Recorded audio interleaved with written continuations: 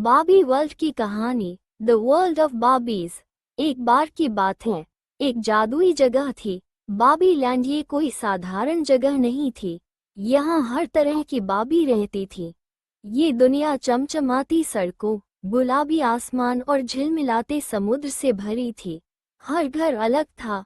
किसी का घर शीशे का बना था, किसी का फूलों का, और किसी का बादलों का। वहाँ पर बहुत सुंदर सुंदर बाबीज रहती थी, साथ में खेलती थी, घूमती थी। बहुत सुंदर था सब कुछ। फ्लावर बाबी अपने सुंदर से बगीचे में रहती थी। उसका एक बहुत प्यारा सा घर था जो फूलों से भरा हुआ था। हर तरफ फूल, पंखुड़ियाँ, सुंदर से पंछी। फ्लावर बाबी पूरी वादियों में खिलते फूलों की रानी है। उसकी मुस्कान में सुबह की धूप की चमक है और उसके कदमों के साथ जहाँ जहाँ वो चलती है वहाँ रंग बिरंगी पंखुड़ियाँ हवा में नाचने लगती हैं। उसकी पोशाक महकते गुलाबों, कुमुदिनी और ट्यूलिप की पंखुड़ियों से बनी है, जो हर झोंके के साथ हल्के से झिलमिलाती हैं। हर कोई उसे देखकर कह उठता है, ये तो जैसे कोई फूलों की परियों की राजकुमारी हो। झरने की चमकती वादियों में एक सुंदर मरमेड बाबी रहती थी, जिसका घर झरने के गिरते पानी की सुनहरी बूंदों के पास ही था। चारों ओर मछलियां उसके साथ नाचती थीं और एक प्यारा कछुआ हमेशा उसके पास तैरता रहता था। परी और कछुआ साथ में ही घूमते थे। जब भी वह अपने चमकते हाथों से पानी को छूती, हर तरफ हवा, पत्तियां घूमती। वो सबको सिखाती थी कि पानी की दुनिया में दोस्ती ही सबसे बड़ा खजाना है।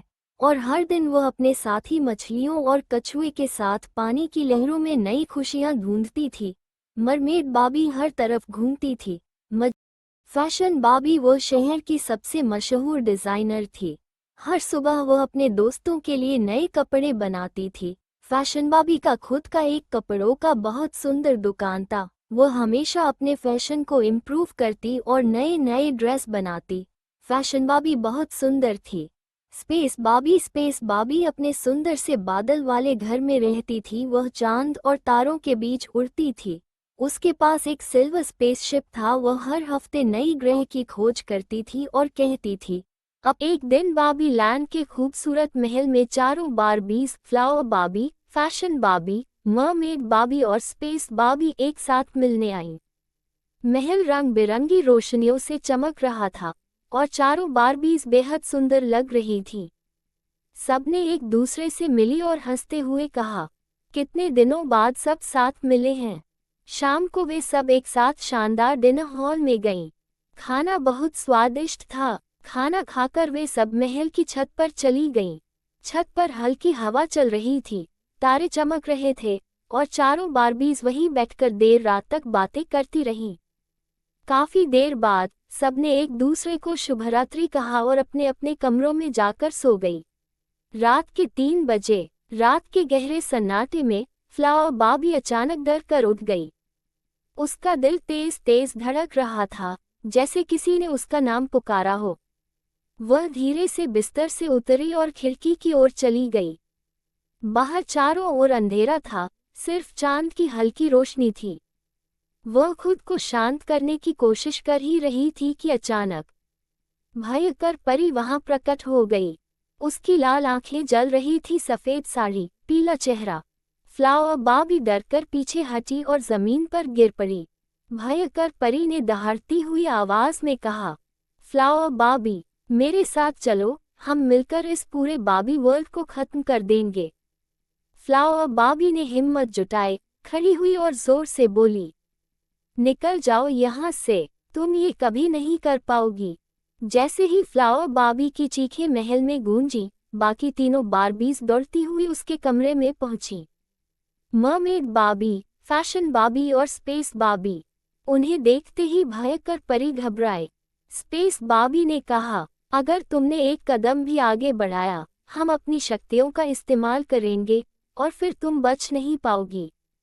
फैशन बाबी ने आगे बढ़कर कहा, ये बाबी लैंड है, यहाँ कोई बुराई नहीं टिक सकती। मरमेड बाबी ने भी चेतावनी दी, अभी चले जाओ, वरना अंजाम बहुत बुरा होगा। भयंकर परी उनकी एकजुट शक्ति देखकर डर गई। वह गुस्से से बोली, ठीक है, मैं अभी जाती हूँ, लेकिन मैं लौटूंगी, तुम सबको फिर देख लूंगी। एक चीख जैसी आवाज के साथ वह गायब हो गई। भयंकर परी के जाने के बाद फ्लावर बाबी रोते हुए बैठ गई। तीनों बारबीज तुरंत उसके पास बैठी। फैशन बाबी ने कहा, डर मत, कुछ नहीं होगा, हम सब साथ हैं। मरमेड बाबी बोली, जब तक हम एकजुट हैं, कोई हमें छू भी नहीं सकता। स्पेस बाबी ने उसे गले लगाया, हम तुम्हारी रक्षा करेंगे, ये हमारा वादा है। धीरे धीरे फ्लावर बाबी का डर कम हो गया। धीरे धीरे रात बीत गई और सुबह हो गई। सूरज की पहली किरण महल पर पड़ी और चारों बारबीज फिर छत पर इकट्ठा हुईं। मरमेड बाबी ने गंभीर आवाज में कहा, हमारी सुरक्षा अब पहले जैसी नहीं रही, इसलिए आज से हम चारों यहीं रहेंगे। फ्लावर बाबी ने पूछा, मतलब तुम अपने अपने वर्ल्ड्स में वापस नहीं जाओगी? मरमेड बाबी मुस्कुराए। उसी दिन शाम होते ही बाबी लैंड में अचानक अजीब सी हलचल होने लगी। आसमान में पूरा धुआं धुआं हो गया, हवा भारी हो गई और देखते ही देखते पूरे महल के चारों ओर धुआं धुआं फैल गया। फ्लावर बाबी ने खिड़की से देखा और घबरा कर बोली, वो फिर आ गई, भयंकर परी वापस आ गई। कुछ ही पलों में फैशन बाबी, मरमेड बाबी और स्पेस बाबी भी दौड़कर वहीं आ गईं। चारों अपनी अपनी शक्ति के साथ एक लाइन में खड़ी हो गईं। अचानक धुएं के बीच भयंकर परी प्रकट हुई।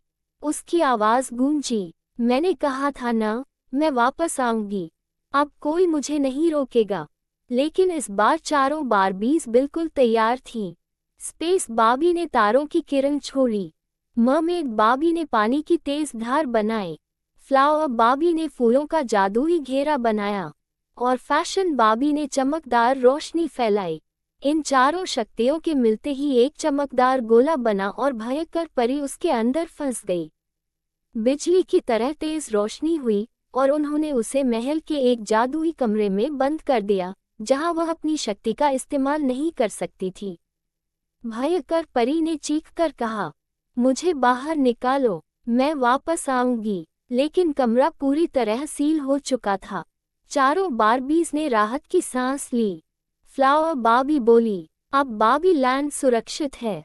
स्पेस बाबी ने कहा, हमें अब अपने अपने वर्ल्ड्स वापस जाना चाहिए। मरमेड बाबी मुस्कुराए, हाँ, जब जरूरत होगी हम फिर मिलेंगे। फैशन बाबी ने सबका हाथ पकड़ा, हमेशा एक साथ, हमेशा मजबूत।